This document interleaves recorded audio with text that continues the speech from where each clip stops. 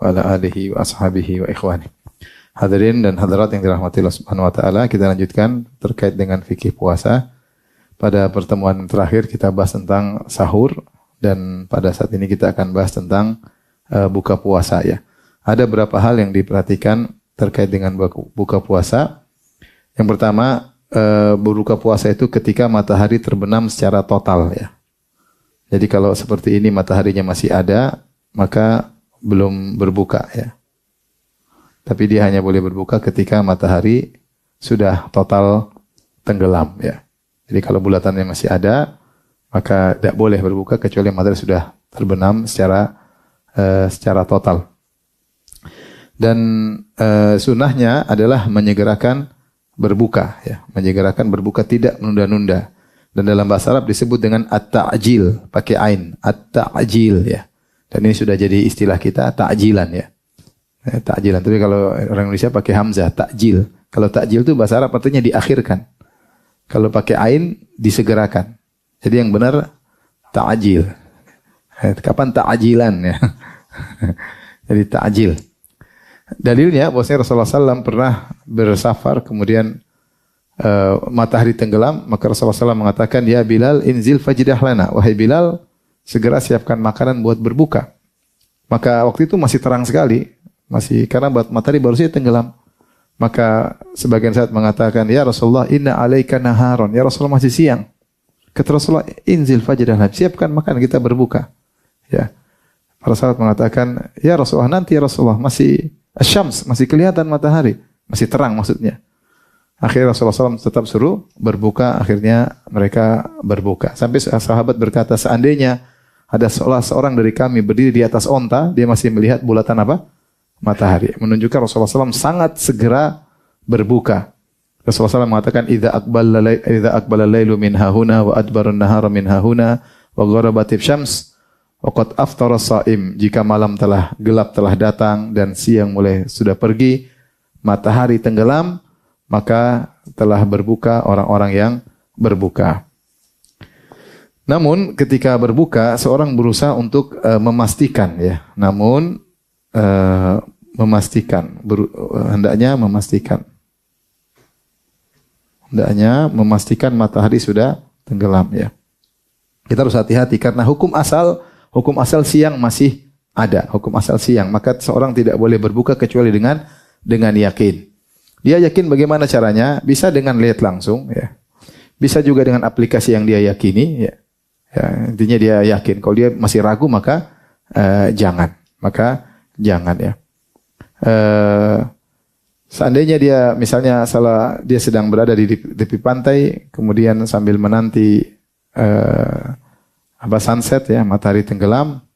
Kemudian tiba-tiba dilihat matahari tenggelam sudah benar-benar turun, tenggelam di cakrawala. Meskipun orang belum berkumandang dengan azan, dia sudah boleh berbuka. Enggak usah nunggu apa? Tukang azan. Karena tukang azan mungkin dia buka dulu baru dia azan. Atau aplikasinya salah. Aplikasi belum tentu akurat benar, belum tentu akurat. Karena dia tempatnya luas, terkadang dia salah akurasi ya. Sebaliknya kalau di depan dia matahari kelihatan, sementara kemudian azan sudah dikumandangkan, sementara dia masih lihat matahari, maka dia tidak boleh ngikutin muadzin karena depan dia matahari masih kelihatan. Kalau matahari sudah tenggelam, maka dia segera berbuka. Tidak usah bilang tunggu dulu, siapa tahu balik lagi. Jangan. Karena nggak mungkin balik lagi. Kalau balik lagi matahari berarti hari kiamat ya. Jadi dia harus yakin.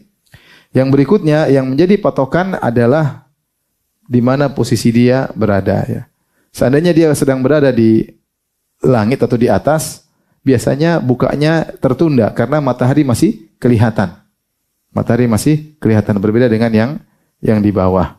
Saya sendiri pernah naik pesawat, kemudian ketika mendarat, kemudian pilot memberi pengumuman bahwasanya sudah saatnya berbuka. Saya buka jendela, ternyata matahari kelihatan. Berarti dia menggunakan jadwal di darat. Ya, saya tidak boleh ya, karena matahari masih apa? Kelihatan ya. Oleh karenanya saya harus menunggu matahari tenggelam karena posisi saya masih melihat matahari. Ya. Demikian juga jadwal berbuka. Jadi jadwal berbuka sesuai di mana kita berada. Misalnya seorang bersafar dari Indonesia menuju Madinah. Dia bersahur di Indonesia jam 4.40 azan, kemudian dia berangkat naik pesawat jam 8, kemudian ternyata ketika menuju ke arah barat, maka matahari semakin tertunda. Ya, maka dia tidak boleh berbuka puasa dengan jadwal Jakarta. Dia harus berbuka puasa sesuai dengan jadwal di mana tubuh dia berada. Ya. Karena sebagian jamaah ketika mereka naik pesawat, waduh, ini sudah jam 6 di Indonesia ini.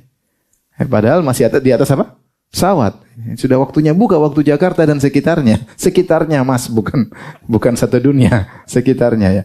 Jadi dia bilang lah, karena kita sahur Indonesia, kita buka pakai jadwal Indonesia. Enggak. Yang benar posisi kamu di mana, sahur atau berbuka sesuai dengan apa? Posisimu. Sesuai dengan posisimu. Ini penting. Jadi sahur dan berbuka sesuai dengan posisi kita. Maka jika kita sedang bersafar, kalau ternyata matahari masih kelihatan, maka kita tidak boleh berbuka. Kalau dia mengatakan, Ustaz saya berat kalau harus nunda lagi buka puasa 4 jam, ikut jadwal Madinah. Ya silakan kau berbuka. Tapi kau qadha. Ya, tapi kau mengqadha karena puasamu tidak sah. Karena kau makan di siang hari bolong. Seorang musafir boleh berbuka enggak? Boleh ya. Jadi intinya, di mana posisi kita itu yang menentukan. Beda antara waktu di darat dengan di atas ya. Beda juga antara seorang di Indonesia maupun di Madinah misalnya. Waktu berbuka sesuai dengan di mana posisi dia. Sebaliknya, kalau dia terbang ke arah timur, dia semakin cepat berbuka. Misalnya dia bersahur di Jakarta, kemudian dia menuju Papua, dia bisa berbuka 2 jam lebih cepat ya. Dia bisa berbuka 2 jam lebih cepat karena dia mendapati matahari tenggelam lebih cepat. Taib, ini yang perlu diperhatikan. Jadi meskipun menyegerakan tapi harus tahu aturan-aturannya. Adapun waktu berbuka, maka yang disunahkan adalah rutab. Rasulullah SAW kalau berbuka maka farrutabat. Rutabat ialah korma yang masih basah ya. Yang masih belum kering ya. Rutab biasa kita makan ya. Bisa ada rutab ajwa, ada rutab sukari, ada macam-macam, ada rutab majdul, ada banyak macam-macam korma, ambar ya. Dan di antaranya misalnya rutab yang terkenal di Madinah adalah ruthana, rutab paling enak yang biasanya kalau di Madinah separuh coklat, separuh kuning ya. Pernah lihat? Ya, rutab yang separuh coklat, separuh kuning. Pernah lihat? Belum ya, qadarullah berarti. Semuanya itu rutab. Semuanya sementara dia masih basah namanya apa? Rutab. Itu sunnahnya demikian. Mudah untuk dimakan, kemudian dia basah, dia seperti buah. Kalau tidak ada rutab, fatamarat. Tamarat korma yang sudah kering. Sudah apa? Sudah kering. Ya, semua sukari yang kering juga ada, ajwa yang kering juga sudah ada. Kalau enggak ada, hasfatan min ma, maka Rasulullah SAW minum air putih. Jadi urutannya rutab, kalau enggak ada korma, kalau enggak ada minum air putih. Ya, ini sunnahnya ya. Kalau gorengan, makruh. Makruh atau wajib? Enggak, mubah, terserah. Kemarin saya buka puasa, subhanallah, korma satu orang cuma satu, tapi gorengan berbagai macam aneka warna ya. Ada tempe goreng, ada tahu goreng, ada pisang molen, ada bakwan, subhanallah. Korma satu orang cuma satu dapat jatah. Tapi gorengan, kearifan lokal. Taib. Jadi sunahnya demikian, rutab kalau enggak ada korma, kalau enggak ada air putih.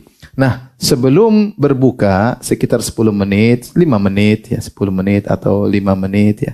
Silakan berdoa. Datang dalam hadis bahwasanya doa seorang yang berpuasa ya tidak ditolak hatta yuftir, dalam sebagian riwayat hatta yuftir, sampai dia berbuka. Sampai dia selama dia berpuasa dia silakan berdoa. Dalam sebagian riwayat hina yuftir, ketika dia berbuka.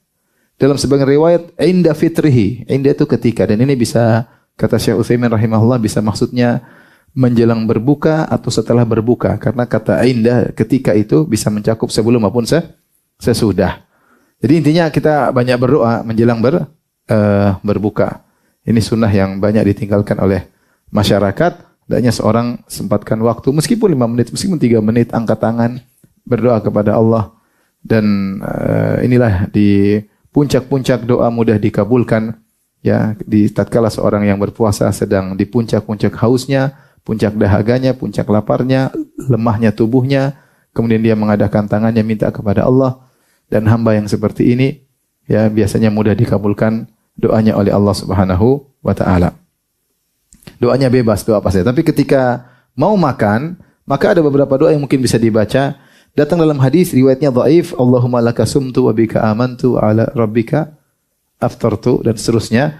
Ini meskipun dhaif tapi boleh saja diriwayatkan dari sebagian salaf, mereka berdoa dengan doa tersebut, tapi tidak kita nisbahkan kepada Nabi sallallahu alaihi wasallam. Tapi boleh-boleh saja.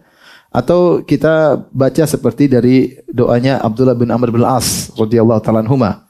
Beliau kalau mau berbuka, beliau berdoa, Allahumma inni as'aluka bi rahmatika allati wasi'at kulla syai'in an taghfirali. Yang maknanya, ya Allah, aku mohon kepada Engkau dengan bertawassul dengan rahmat-Mu, bi rahmatika allati wasi'at kulla syai'in, yang rahmat-Mu meliputi segala sesuatu, agar Engkau mengampuniku. Saya ulangi, Allahumma inni as'aluka bi rahmatika allati wasi'at kulla syai'in an taghfirali. Maknanya, ya Allah, aku mohon kepada Engkau dengan bertawassul dengan rahmat-Mu yang meliputi segala sesuatu agar Engkau mengampuniku. Ini juga doa dari Abdullah bin Amr bin As. Kemudian kita bismillah, kita berbuka. Setelah berbuka, kita boleh baca, datang dalam sebagian riwayat, zahabat dhama'u wa tallatil uruku wa thabatal ajru insyaallah. Ya, telah hilang dahaga, telah basah kerongkongan ya, dan telah tegak pahala insyaallah taala. Hanya saja Syekh Muhammad bin Shalih Al-Utsaimin mengatakan doa ini tidak dibaca kalau musim dingin. Kalau di Madinah musim dingin enggak ada haus. Orang haus. Tapi kalau dia haus, dia minum, maka dia baca doa. Ini artinya orang yang haus minum kemudian hausnya hilang, maka silakan baca doa ini. Tapi kalau seperti Madinah musim dingin enggak ada haus ya. Enggak ada haus ya. Dan tidak perlu dibaca kata Syekh Muhammad bin Shalih Al-Utsaimin rahimahullah, karena seakan-akan kita berbohong karena kita tidak haus, kita bilang telah hilang apa? Dahaga. Tapi kalau kita rata-rata haus karena daerah kita daerah tropis ya. Ini sunnah-sunnah terkait dengan berbuka yang saya tekankan, jangan lupa berdoa sebelum berbuka, ini penting ya. Di puncak-puncak kita lagi lemah-lemahnya kita meminta kepada Allah Subhanahu wa taala. Baik, kita lanjutkan. Ketika berpuasa, apa saja hal-hal yang harus dihindari ketika berpuasa ya?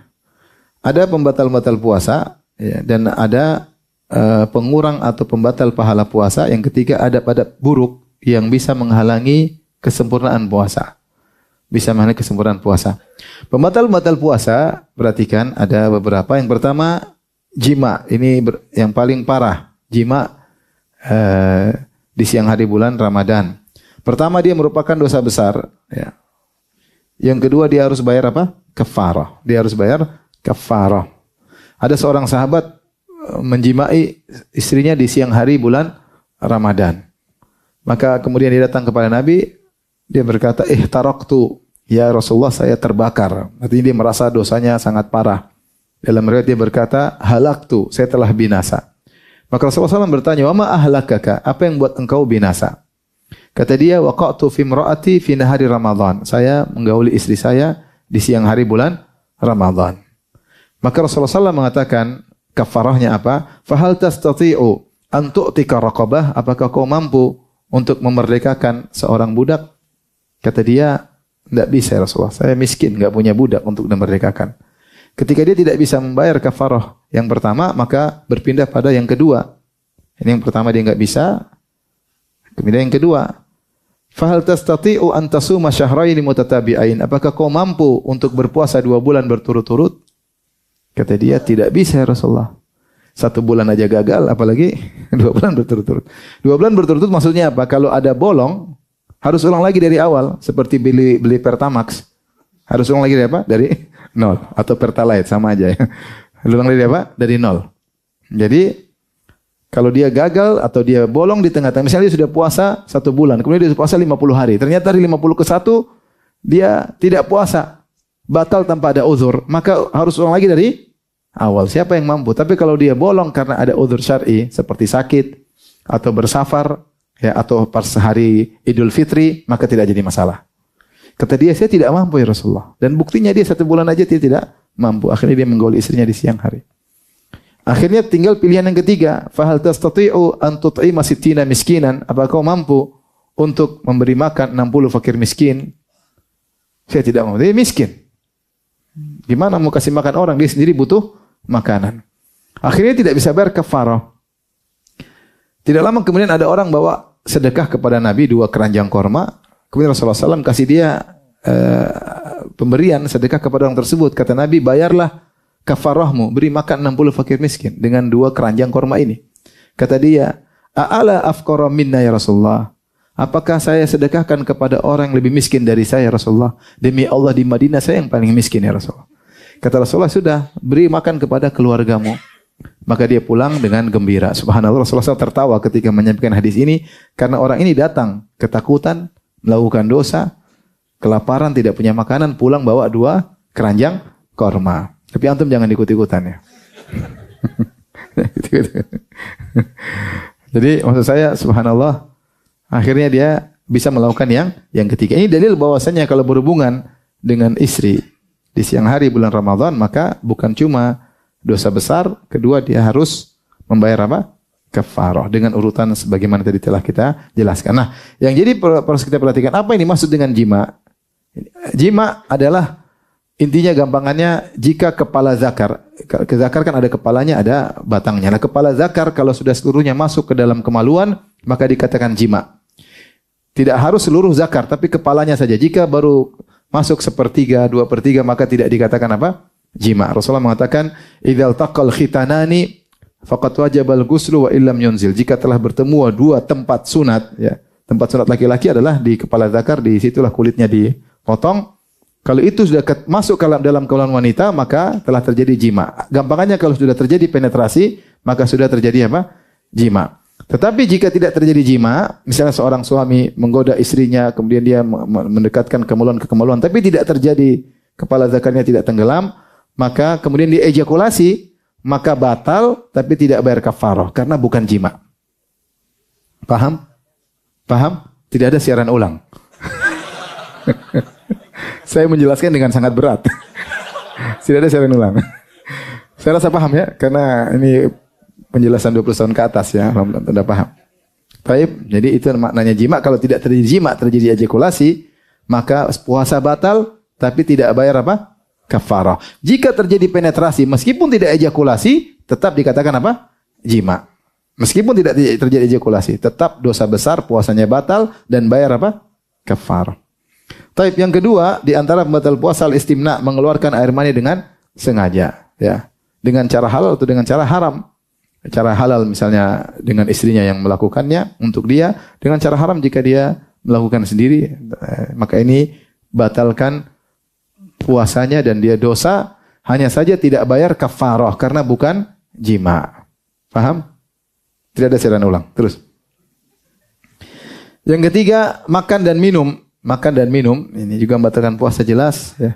Kemudian sengaja muntah, kata Nabi SAW, man dhara'ahul qai' falyutimma shaumahu wa man istaqa'a falyaqdi. Siapa yang kemuntah, maka lanjutkan puasanya. Adapun yang sengaja memuntahkan dengan ngorek-ngorek tangan di ini atau dia mencium sesuatu biar muntah, maka puasanya batal. Tapi kalau dia tidak sengaja muntah karena sakit kemudian kemuntah, maka tidak batal puasa. Yang kelima murtad. Siapa yang murtad, puasanya batal. Bukan puasanya saja, semua amal juga apa? Batal. Kemudian haid dan nifas. Haid dan nifas maka batal. Seorang wanita haid 1 menit sebelum terbenam matahari, puasanya sah atau tidak? Tidak, karena dia batal. Ustaz, dia nggak dapat pahala. Dapat pahala. Siapa bilang tidak dapat pahala? Dia dari awal sampai akhir. Cuma secara hukum syar'i dia harus mengqadha. Tapi bukan berarti usaha dia tidak makan, tidak minum sampai setengah hari, sampai tidak ada pahalanya. Ada pahalanya. Tetapi dia tetap harus mengqadha apa? Puasa. Ya. Karena secara hukum syar'i, haid atau nifas membatalkan puasa. Ini harus dihindari batal puasa. Taib. Sekarang ada perkara yang penting, lebih penting juga adalah pengurang pembatal pahala puasa, yaitu maksiat. Secara apa? Maksiat. Maksiat mata, maksiat telinga, maksiat lisan, maksiat hati dan lain-lainnya. Kata Nabi SAW, ya, man lam yada' qaula zur wal jahla wal amala bihi falaysa lillahi hajatun fi ayyada ta'am wa syarabahu. Siapa yang ketika berpuasa tidak meninggalkan dusta, dia menjalankan konsekuensi dusta, ya, praktek aplikasikan dustanya dalam kehidupannya, maka Allah tidak butuh dengan laparnya dan dahaganya. Itu puasanya tidak diterima. Orang yang melakukan maksiat, puasanya sah tapi pahalanya tidak ada. Tapi puasanya apa? Sah. Sah, hanya tidak berpahala. Artinya secara hukum syar'i dia tidak perlu mengqadha. Tidak perlu mengqadha. Ada orang puasa bohong, puasanya sah, tidak perlu mengqadha, tapi pahalanya hilang. Pahalanya hilang. Oleh karenanya dalam hadis Rasulullah SAW bersabda, "Rubba sha'imin laisa lahu min siyamihi illal ju' wal atash." Betapa banyak orang yang berpuasa, dia tidak mendapatkan dari puasanya kecuali hanya lapar dan dahaga, ya. Lapar dahaga. Dia puasa tapi tidak ada pahalanya sama sekali. Seperti Rasulullah SAW mengatakan, "Rubba qa'imin laisa lahu min qiyamihi illa sahar wa ta'ab." Betapa banyak orang salat malam, salat tarawih, dia tidak mendapatkan pahalanya, dia hanya mendapatkan begadang dan keletihan. Artinya dia salat tapi tidak dapat pahala. Ini puasa tapi tidak dapat pahala. Maka seorang kalau berpuasa, maka dia harus menjaga matanya, telinganya, lisan, hatinya. Kata Jabir bin Abdullah, diriwayatkan oleh dalam Musannaf Ibnu Abi Syaibah, beliau berkata, "Idza sumta falyasum sam'uka wa basaruka wa lisanuka minal itsm wal kadzib." Kalau kau berpuasa, maka hendaknya matamu puasa, pendengaranmu puasa, penglihatanmu puasa. Maka seorang berpuasa jangan lihat wanita terbuka auratnya. Siapa yang puasa nonton film Korea, pasti pahalanya kena roaming, pasti. Pasti. Apalagi Korea roaming internasional. Maka kita jaga diri, ya. Kalau kita pun harus mendengar berita, tutup itu kepala pembawa berita tersebut, ya. Karena pembawa berita tersebut biasanya terbuka auratnya, terbuka rambut aurat atau bukan? Rambut aurat, leher aurat bukan? Apalagi dada, ya. Oleh karenanya jangan sampai seorang melihat hal tersebut, ya, berusaha kalau dia lihat dia palingkan wajahnya. Dia palingkan apa? Wajahnya. Ya, jangan dia teruskan. Demikian juga kalau terdengar musik-musik ghibah, dia berhentikan, ya. Dia palingkan, ya kan, tidak bisa hindari. Tapi kalau begitu kita terdengar, kita berusaha menghindari. Pun kita membiarkan diri kita untuk melihat, memandang, mendengar hal tersebut, maka sayang pahala puasa kita. Sayang. Kita ini puasa entah sampai kapan nggak tahu, ya. Tahun ini alhamdulillah ketemu Ramadan, tahun depan belum tentu. Ya, kita jadikan puasa kita puasa spesial. Hindari maksiat. Kita lagi browsing sesuatu, dengar, jangan diklik, langsung dilewatin aja, ya, karena sulit untuk menghindar, ya. Tapi siapa yang bulan Ramadan kemudian melihat yang haram, maka puasanya berkurang pahalanya. Semakin banyak, semakin berkurang, bisa jadi habis pahala puasanya, ya. Makanya ibu-ibu ingat jangan nonton sinetron, ya. Nonton film, kadang ngabisin waktu nonton sinetron. Sinetron kadang nonton lihat laki-laki tampan. Yang laki-laki nonton sinetron lihat perempuan cantik, lebih cantik dari istrinya, repot. Akhirnya bermaksiat pahalanya berkurang. Demikian lisan juga jangan berdusta, jangan melakukan dosa-dosa, lisan hati juga dijaga. Ini sudah saya tulis di sini, puasanya sah tapi pahala hilang atau berkurang. Puasanya sah tapi pahalanya hilang atau berkurang. Ini hal dua yang harus dihindari. Yang ketiga, adab-adab yang buruk. Adab yang buruk ini mungkin tidak sampai derajat dosa, tetapi dia menghalangi kesempurnaan puasa. Rasulullah SAW dalam satu hadis berkata, "Idza kana yaumu siyami ahadikum fala yaskhab." Jangan teriak-teriak. Rasulullah orang teriak-teriak enggak ada dosa, tapi kerjaan yang tidak ada manfaatnya.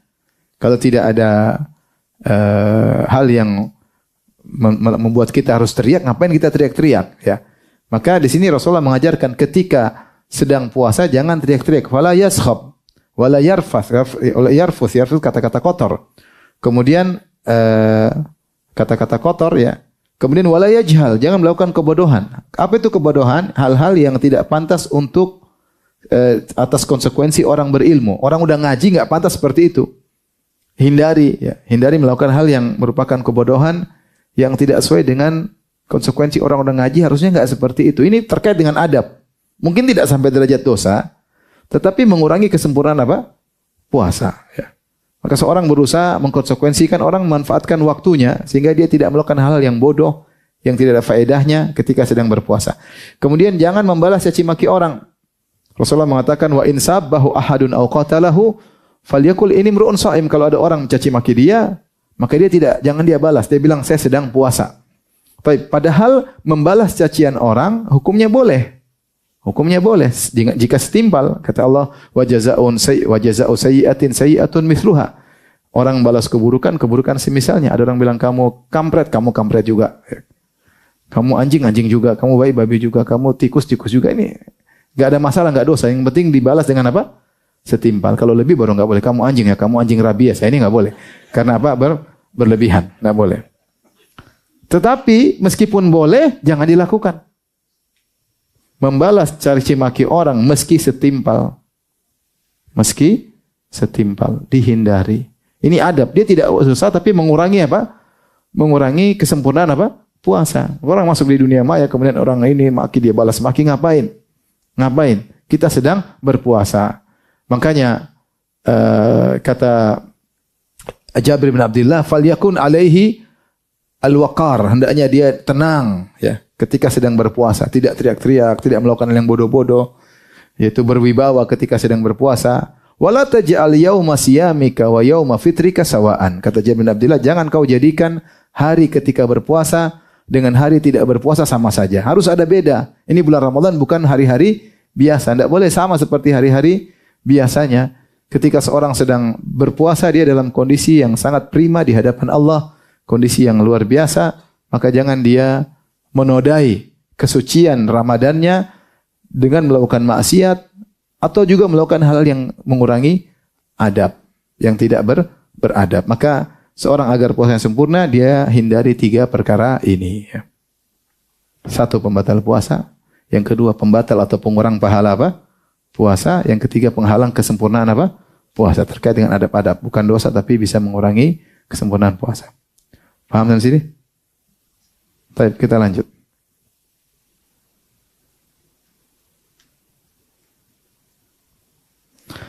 Yang dibolehkan saat berpuasa. Pertama yang dibolehkan, tidak membatalkan. Maksudnya ini tidak membatalkan puasa. Tidak membatalkan.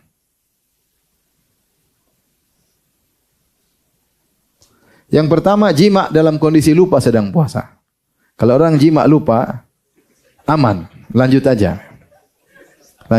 Meskipun ini agak sulit terjadi, tapi kalau terjadi, boleh. Kalau bulan Ramadan mungkin tidak terjadi, tapi kalau selain Ramadan mungkin terjadi. Seorang laki puasa Senin, puasa Kamis, dia lupa, dia lihat istrinya, kemudian dia gauli, iya puasa, qadarullah, sudah selesai. Lanjut puasa? Lanjut. Tapi kalau Ramadan, susah mau lupa. Kalau suami lupa, istri pasti ingat. Kalau istri lupa, suami pasti ingat. Kalau dua-duanya lupa, ini pasti sekongkol. Nggak mungkin. Tapi mau saya, seandainya terjadi jima karena lupa, maka puasanya sah karena tidak sengaja melakukannya. Yang kedua, makan dan minum kondisi lupa, sama kondisi lupa. Rasulullah SAW bersabda, man nasiya fahuwa sha'im fa akala aw syariba falyutimma shaumahu fa inna ma atamahu Allah wa saqahu. Barang siapa yang lupa padahal dia sedang berpuasa, kemudian dia makan dan minum, maka hendaknya dia sempurnakan puasanya. Sungguhnya Allah memberikan dia rezeki, makanan maupun minuman. Itu makanan minum rezeki dari Allah Subhanahu wa taala. Jadi kalau seorang lagi puasa dia lupa, kemudian dia buka kulkas, kemudian dia minum air dingin, kemudian dia makan es krim, setelah itu wah, puasa lupa. Kenapa? Apa? Aman. Itu rezekinya. Berarti apa? Rezekinya ya. Makanya saya pernah sama kawan, dia puasa Senin Kamis, saya tidak puasa waktu itu. Dia ngundang saya, terus kita mampir di macam food court, tapi terlalu pagi. Dia bilang, Ustaz minum apa? Makan apa? Kita pesan nasi goreng. Saya bilang, ya silakan pesan nasi goreng. Ternyata nasi gorengnya belum buka. Mie ayam ternyata belum buka. Yang ada cuma teh hangat, manis. Pesan 2. Saya minum, dia juga minum. Setelah selesai, ya Allah Ustaz, saya puasa. Enggak apa-apa, karena dia lupa waktu apa minum. Tapi rezekinya cuma teh panas ya. Nasi goreng, mie ayam enggak ada ya. Sesuai dengan. Jadi kalau dia ternyata lupa, apapun yang dia makan, tidak membatalkan puasa ya. Tidak membatalkan dengan syarat lupa. Timbul di pembahasan di kalangan para ulama. Jika kita melihat seorang sedang puasa dan dia lupa dan dia makan dan minum, tegur atau tidak? Tegur atau tidak? Hah? Ada yang bilang jangan ditegur, itu rizki, jangan dipotong, rizki dari Allah. Ada yang bilang harus ditegur karena itu adalah kemungkaran, maka harus ditegur. Pesan saya, kalaupun Anda menegurnya, jangan pas lagi makan sambal, kasihan. Artinya dia pas sudah minum baru tegur. Makan sambal tegur, kasihan.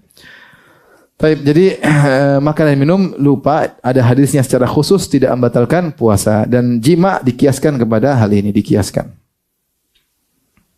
Makanya dikatakan karena makan dan minum tidak membatalkan puasa, jika lupa demikian pun jima dikiaskan. Baik, yang berikutnya di antara hal yang tidak membatalkan puasa adalah keluar mani tanpa sengaja, keluar mani tanpa sengaja. Di antara yang disebutkan oleh para seperti mimpi basah. Mimpi basah di luar kemampuannya. Mimpi basah, dia mimpi basah di siang hari. Batal puasa atau tidak? Tidak, karena ini di luar apa? Kemudian tidak sengaja. Demikian juga disebut oleh para ulama dalam buku fikih, ada seorang wanita misalnya mendatangi seorang laki kemudian menciumnya tanpa dia kehendaki atau dicium dirayu, akhirnya tiba-tiba dia ejakulasi. Ini di luar kemampuan dia juga, maka juga tidak membatalkan apa? Puasa ya. Misalnya juga tidak sengaja lihat cewek kemudian melihat sekali kemudian dia palingan tapi dia berpikir terus. Akhirnya jadi apa? Ejakulasi. Batal puasa tidak? Tidak. Tidak. Beda kalau dia lihat lagi, lihat kedua kali batal, berarti dia sengaja. Karena pandangan pertama dimaafkan. Dia lihat astagfirullah tapi dia mikir mulu. Taruhlah kemudian terjadi dibahas oleh para fuqaha, para ulama, ternyata terjadi ejakulasi, maka puasanya tidak batal karena dia keluar tanpa kemauan dia. Beda kalau dia ngelihat lagi atau dia ngeraba melihat, itu ejakulasi dengan kesengajaan dia. Maka itu membatalkan apa? Puasa. Tapi kemudian diantaranya menelan sisa makan di sela-sela gigi. Si orang berpuasa kemudian sisa sedikit kecil ketelan, ya. Atau dia harus lihat telan, maka tidak membatalkan apa? Puasa ya. Karena dimaafkan, terlalu kecil, ya. Beda kalau besar ya dibuang. Tapi kalau kecil kayak air liur ketelan, ini tidak mengapa karena makan sela-sela gigi itu biasanya cuma sedikit.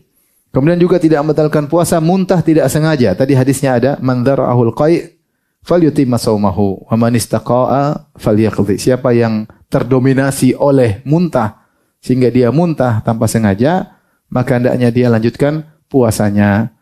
Dan siapa yang menyengajakan muntah maka batal puasanya. Kemudian juga menelan ludah, yang keenam liur, dahak dan semisalnya.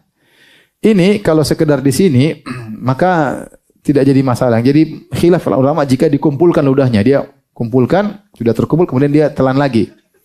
Yang benar tidak apa-apa. Ada khilaf tapi yang benar tidak membatalkan apa? Puasa. Yang benar tidak membatalkan puasa. Beda kalau puasa ya, udah keluar dari lidah, dia tarik lagi, itu batal. Karena sudah keluar jadi memasukkan sesuatu yang ada dari luar apa? Mulut, meskipun bersumber dari dalam. Tapi kalau masih dalam mulut, pendapat yang lebih kuat tidak membatalkan apa? Puasa. Karena tidak disebutkan para sahabat buang-buang ludah, tidak disebutkan. Mereka biasa hidup biasa, menjalani kehidupan mereka biasa tanpa kemudian buang-buang apa? Ludah. Maka yang benar menelan liur tidak jadi masalah. Kemudian juga dimaafkan juga menelan sisa kumur-kumur wudu. Seorang berwudu, kemudian dia berkumur-kumur, pasti ada sisanya enggak? Pasti. Kalau kita berkumur-kumur 50 cc, pasti kalau kita keluarkan tinggal 48. 2 cc di mana? Tersebar di seluruh apa? Mulut ya. Ketelan. Dan itu dimaafkan karena bukan itu maksud dari puasa ya. Maksud itu tidak membatalkan puasa, itu dimaafkan. Itu dimaafkan. Makanya tidak diriwayatkan para sahabat habis wudu mereka buang-buang ludah, enggak. Normal aja buang air liur, ya sisa enggak ada masalah, dimaafkan. Dimaafkan ya.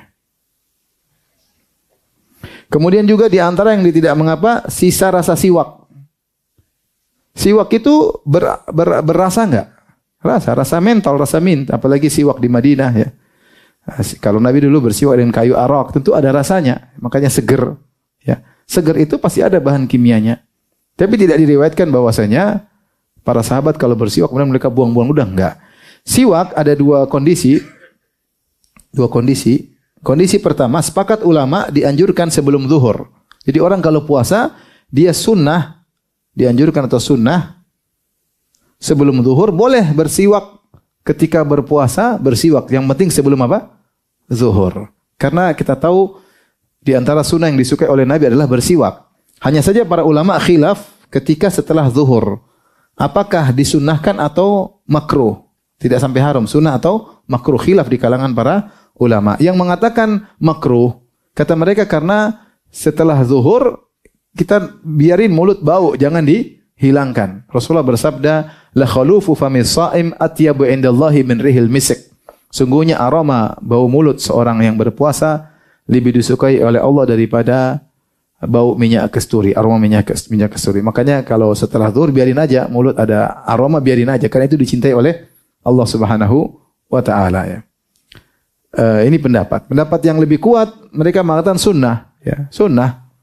Ya karena tidak ada dalil yang sahih yang menyatakan Nabi melarang setelah zuhur tidak boleh bersiwak lagi. Oleh karenanya bersiwak kapan saja, apalagi seorang mau baca Quran, biar segar dia bersiwak. Ya, seorang ingin berzikir, dia bersiwak, dan itu kebiasaan Nabi SAW, dan tidak ada dalil mengkhususkannya, maka Rasulullah suka bersiwak apakah sedang berpuasa atau tidak berpuasa. Maka yang benar, siwak kapan saja dianjurkan. Adapun aroma bau mulut seorang berpuasa, ada yang mengatakan aroma tersebut bukan dari mulut tapi dari lambung, tetap aja akan ada aroma tersebut. Ada yang mengatakan maksudnya kalau pun ada aroma tetap dicintai oleh Allah Subhanahu wa taala, tapi kita dianjurkan tetap bersiwak. Wallahu alam bisawab. Tapi intinya siwak itu tidak mengapa bagi orang yang berpuasa. Dan kita tahu namanya orang bersiwak pasti ada sisa rasanya. Rasa mint, rasa mentol itu ada. Dari sini dikiaskan kepada siwak, kita boleh bersikat gigi pakai apa? Oh, odol. Yang penting jangan dimakan odolnya ya. Odolnya sisa-sisa, taruhlah ada rasa mint, telan, tidak mengapa. Ya, karena itu tidak merubah esensi hakikat apa? Puasa. Ya, tentu seorang tidak menggampang-gampangkan ya. Tapi dia berniat untuk membersihkan mulutnya supaya dia bisa semangat baca Al-Qur'an, karena memang kalau kita mulut bersih segar, lebih semangat berzikir, lebih semangat baca Al-Qur'an. Ini juga dimaafkan. Tapi demikian juga di antara hal-hal yang dimaafkan, perkara-perkara kontemporer yang dibahas oleh para ulama ini juga banyak ya. Di antaranya obat asma. Obat asma Ventoler apa namanya ya. Ibarat terbuat dari oksigen dicampur dengan sedikit obat. Ya, sekali semprot entah berapa mili oksigen yang dipadatkan kemudian dikeluarkan bentuk gas. Kalau oksigen masuk dalam tubuh kita nggak ada masalah karena oksigen nggak ada masalah ya. Tetapi masalahnya di situ ada obat. Obat itu bahan asing yang masuk dalam tubuh. Kata para ulama, menurut pendapat yang lebih kuat tidak mengapa karena obat tersebut maksudnya ke paru-paru. Dia tujuannya kemana? Ke paru-paru. Sementara yang membatalkan puasa adalah makan dan minum dan semaknanya. Dan makan dan minum adalah hakikatnya memasukkan gizi ke dalam lambung. Memasukkan gizi ke dalam apa? Lambung, bukan ke paru-paru. Dari sini obat asma yang lebih kuat tidak jadi masalah. Obat jantung juga khilaf di kalangan para ulama. Obat jantung diletakkan di bawah lidah. Kata mereka tidak masuk ke lambung, dia melalui di bawah lidah masuk ke pori-pori kemudian menuju ke jantung. Jika memang mekanismenya bukan untuk ditelan ke dalam lambung tapi cuma dia apa? Pori-pori di bawah lidah kemudian masuk ke jantung, maka seharusnya tidak membatalkan puasa. Demikian juga obat suntik, bukan infus atau vitamin. Obat suntik jenis suntik insulin. Ini dia tidak fungsinya sebagai makanan dan bukan gizi tapi dia obat. Beda kalau infus. Kalau infus membatalkan puasa. Karena infus fungsinya sebagai pengganti makan dan minum. Meskipun tidak masuk lewat lambung, tapi langsung lewat darah, tetapi dia fungsinya seperti makan dan minum, maka fatwa para ulama membatalkan puasa. Adapun obat suntik seperti apa?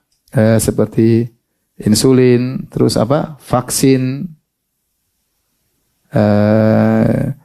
misalnya apa namanya? Untuk apa namanya? Buat kalau mau dioperasi suntik apa sebelumnya supaya tidak rasa, mati rasa? Bius ya, bius ini semua tidak jadi masalah karena dia bukan fungsinya untuk gizi, tetapi adalah untuk obat. Lain halnya dengan infus atau vitamin. Orang suntik vitamin C, jangan. Suntik nanti malam aja, jangan apa? Jangan siang-siang ketika sedang berpuasa. karena itu fungsinya seperti gizi, seperti makan dan minum. Demikian juga terkait dengan masalah, saya sempat kemarin baru ditanya tentang cuci darah.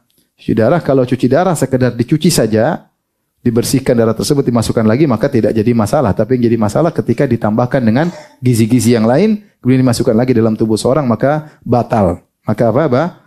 Batal. Ada khilaf di kalangan para ulama tentang masalah hijamah. Rasulullah bersabda, aftarul hajim wal mahjum. Orang yang bekam dan dibekam batal puasanya. Ini khilaf di kalangan para ulama. Sebagian ulama mengatakan orang berbekam, maka batal puasanya. Dan jumhur mengatakan tidak batal, makruh, tapi tidak sampai batal, ya. Yang mengatakan batal karena ada dalil dari Nabi sallallahu alaihi wasallam bahwasanya orang yang berbekam maka batal. Ada yang mengatakan kan bekam mengeluarkan, yang membatalkan itu yang memasukkan dalam tubuh. Bekam kan mengeluarkan darah, kenapa batal? Dibantah oleh yang mengatakan batal, bukankah Rasulullah juga mengatakan muntah, sengaja muntah batal? Bukankah sengaja muntah juga mengeluarkan sesuatu? Bukan memasukkan apa? Sesuatu. Ya udah, kita terikat dengan dalil, ketika muntah batal, maka bekam juga apa? Batal. Ilahnya karena orang yang muntah, sengaja muntah atau yang bekam bisa membuat tubuhnya lemah, apalagi keluar darah yang banyak, maka batal puasa. Dari sini mereka menganalogikan dengan donor darah. Kalau seorang sedang berpuasa donor darah, maka puasanya batal karena mirip dengan bekam darah jumlah yang besar keluar dari tubuh. Pendapat jumhur mengatakan tidak batal tersebut mansuh, kayak apa kata mereka, cuma sekedar makruh dan macam-macam, atau bahaya bisa buat batal dan macam-macam. Tapi kata mereka tidak membatalkan, ya. Dengan begitu, kalau bekam tidak membatalkan puasa, maka donor darah juga tidak membatalkan puasa. Maka anjuran saya kalau ingin bekam sebaiknya di malam hari. Adapun kalau sekedar mengambil darah untuk periksa tidak batal karena dia jumlah yang apa? Sedikit. Jumlah yang sedikit tidak membatalkan apa? Puasa. Tapi kalau jumlah besar bekam sampai 20 titik itu mending dilakukan di malam hari sehingga kita keluar dari perselisihan para ulama, ya. Baik. Berikutnya uzur-uzur tidak puasa. Uzur-uzur yang buat orang tidak puasa ada dua. Pertama, uzur yang mungkin hilang, maka ini dibayar dengan qadha. Dibayar dengan qadha. Karena dia bisa hilang uzurnya, ketika uzurnya bisa hilang dia bisa puasa lagi. Maka caranya dengan mengqadha. Ada uzur yang tidak bisa hilang. Kalau tidak bisa hilang dia tidak bisa puasa sampai kapanpun, maka dengan fidyah. Logikanya sederhana. Kalau bisa dibayar lain waktu dengan qadha, dengan bayar utang qadha. Kalau tidak bisa maka bayar dengan apa? Fidyah. Baik, berikut ini beberapa hal uzur. Pertama, sakit. Sakit ada beberapa model. Pertama, tidak mempengaruhi puasa, maka ini bukan uzur. Contoh sakit panu. Enggak ada masalah sakit panu. Ya, pusing sedikit. Enggak ada masalah. Pilek sedikit. Lagi pilek nih, buka pilek apa cuma sedikit. Ya, enggak, pusing dikit, tidak boleh batalkan apa? Puasa karena sakit yang ringan yang tidak pengaruhi puasa seseorang. Kemudian adapun sakit yang merupakan uzur, sakit uzur yang jika puasa menunda penyembuhan. Ini maka boleh seorang batalkan puasa, atau semakin berat dia puasa tapi sangat berat, sakit berat, ini juga dia batalkan puasa, atau menambah parah sakit. Maka seperti ini, sakit-sakit seperti ini dia boleh batalkan apa? Puasanya. Jangan dia paksa. Dia boleh batalkan puasanya. Paham? Ya, bisa menunda kesembuhan atau semakin parah atau dia berat melakukannya. Kemudian yang ketiga, sakit yang berat tidak mungkin disembuhkan secara medis, ini nanti dibahas di sini, ya. Yaitu dengan fidyah. Taib. Safar ada 3 kondisi. Safar. Rasulullah Allah mengatakan dalam Al-Quran, "Faman kana minkum maridhan aw ala safarin fa iddatun min ayyamin ukhra." Siapa di antara kalian sakit atau sedang bersafar, maka dia berbuka, maka dia ganti di hari yang lain, qadha. Jadi uzur yang kedua yang buat seorang boleh berbuka adalah safar. Safar ada 3 kondisi di zaman Nabi SAW. Ada sebagian orang puasa ketika safar, ada yang tidak. Kata Anas bin Malik, kita bersafar, faminna sha'im wa minnal muftir. Di antara kami ada yang berpuasa ketika bersafar, di antara kami ada yang berbuka. Falam ya'ibis sha'imul muftir walam muftiru sha'ima. Maka yang berbuka tidak mencela yang berpuasa, yang berpuasa tidak mencela yang berbuka. Berarti boleh. Boleh berbuka, boleh enggak? Ya, boleh, ya. Tetapi ada 3 kondisi. Kondisi pertama, jika dia puasa, berat puasa, maka ini harus berbuka. Harus berbuka. Rasulullah SAW mengatakan, laisa minal birri asyamu fis safar. Bukan merupakan kebaikan sengaja berpuasa ketika apa? Safar. Dia berpuasa berat angkat barang, keringatan, lagi safar. Udah buka aja. Allah ingin kasih keringanan, ngapain kau susahkan diri? Allah tidak mencari kesulitan dirimu. Yuridullahu bikumul yusra wala yuridu bikumul usra. Yuridu bikumul yusra wala yuridu bikumul usra. Allah ingin yang ringan, Allah tidak ingin yang berat. Ya, yuridullahu bikumul yusra. Allah ingin kalian ringan. Kalau berat tidak boleh. Demikian juga ketika Rasulullah SAW berjihad di bulan Ramadan ketika sedang berpuasa. Maka Rasulullah SAW sengaja berbuka di hadapan orang-orang karena mau jihad lawan musuh. Kita butuh energi. Rasulullah berbuka di hadapan para sahabat agar mereka ikut berbuka. Ternyata dikabarkan kepada Nabi, ada sebagian yang masih tetap berpuasa. Maka Rasulullah berkata sallallahu alaihi wasallam, ulaikal usat. Mereka orang-orang yang membangkang, mereka orang yang bermaksiat. Ya. Jadi kalau berat jangan paksa untuk apa? Berpuasa. Kondisi kedua, mudah berpuasa, ringan. Seperti zaman sekarang kita safar, naik pesawat turun gampang, apalagi safar mau ke Papua, naik pesawat turun udah buka puasa, enak ya. Apa susahnya? Nah kalau ringan maka dianjurkan tetap berpuasa, meskipun boleh berbuka tapi dianjurkan tetap berpuasa. Kenapa? Ada 3 hal. Yang pertama di bulan Ramadan, dia berpuasa di bulan Ramadan mendapatkan kemuliaannya. Yang kedua tugas cepat selesai, jadi dia tidak punya utang puasa. Yang ketiga lebih ringan karena dia berpuasa dengan kaum muslimin rame-rame, beda kalau puasa sendirian. Oleh karenanya jika kondisi ringan, lebih dianjurkan untuk tetap berpuasa. Jika tidak berat tidak ringan maka bebas. Puasa boleh biasa aja, tidak berat tidak juga ringan, bebas. Buka boleh, berpuasa juga boleh. Maka kapan dia selesai bersafar, dia harus mengqadha puasanya ya. Ini uzur yang bisa hilang. Yang berikutnya haid atau nifas. Haid nifas. Kalau selesai haid maka dia mengqadha di bulan yang lain. Nifas juga demikian. Kalau selesai nifas maka dia mengqadha di bulan yang lain. Taib ini uzur-uzur yang mungkin hilang. Model kedua, uzur-uzur yang tidak mungkin hilang. Maka ini secara logika maka dibayarnya dengan apa? Fidyah.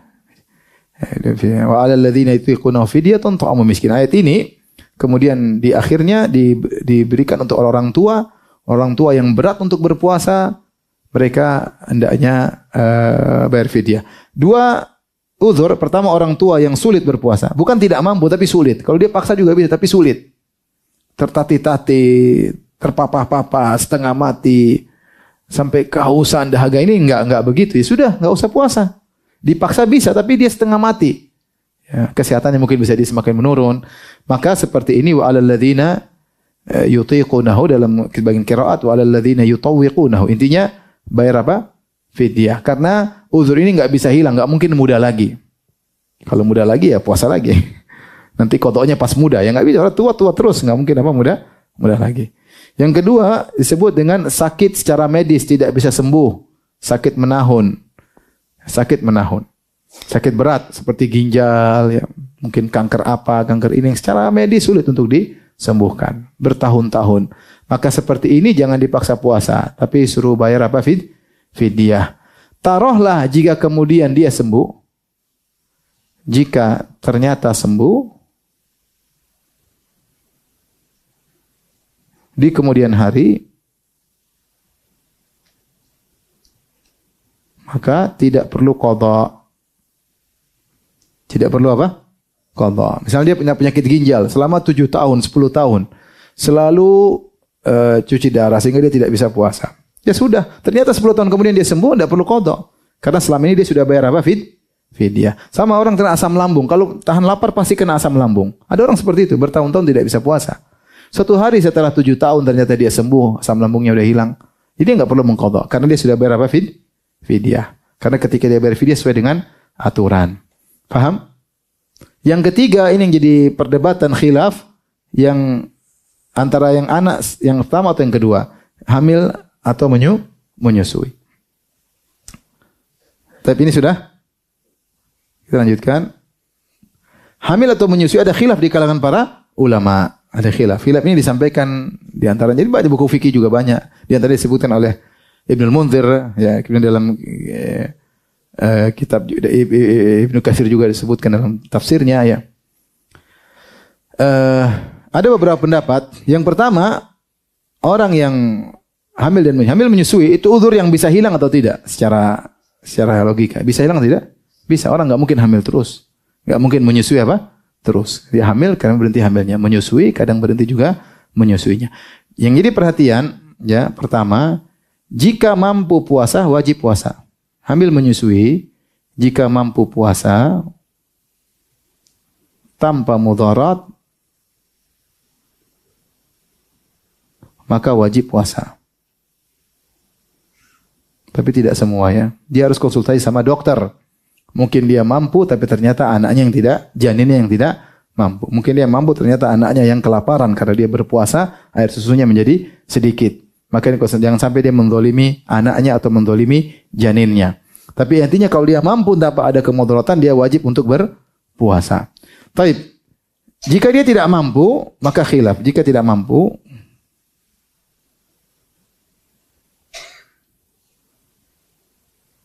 maka ada khilaf, beberapa pendapat. Pendapat pertama, qadha saja. Ulama mengatakan, kalau saya pendapat Hanafiyah, bahwasanya orang hamil dan menyusui, maka dia hanya qadha. Dia hanya qadha. Karena dia dikiaskan kepada sakit dan safar. Iya enggak? Uzur yang bisa hilang. Jadi ini pendapat yang sangat kuat. Ini pendapat dipilih oleh Syekh Utsaimin rahimahullahu taala. Karena secara kiasnya sangat jelas. Ini uzur yang bisa hilang. Maka dia seperti sakit, seperti safar. Kapan uzurnya hilang maka dia harus mengqadha.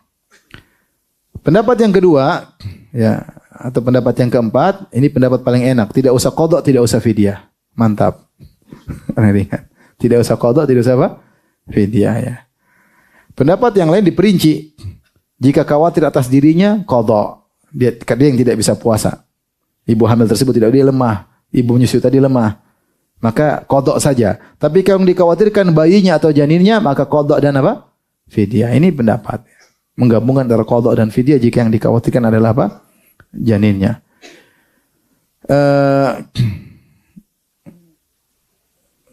Pendapat yang saya kuatkan untuk sementara ini adalah fidyah saja. Fidyah saja. Kenapa? Karena ini adalah fatwa dari Ibnu Abbas dan Ibnu Umar. Fatwa dari Ibnu Abbas dan Ibnu Umar. Ibnu Umar, dan ini ma'ruf disebutkan oleh para ulama ya. Ibnu Umar berfatwa bagi orang yang hampir menyusui fidyah saja, enggak usah qadha. Demikian Ibnu Abbas dan dua sahabat mulia, para ahli ilmu.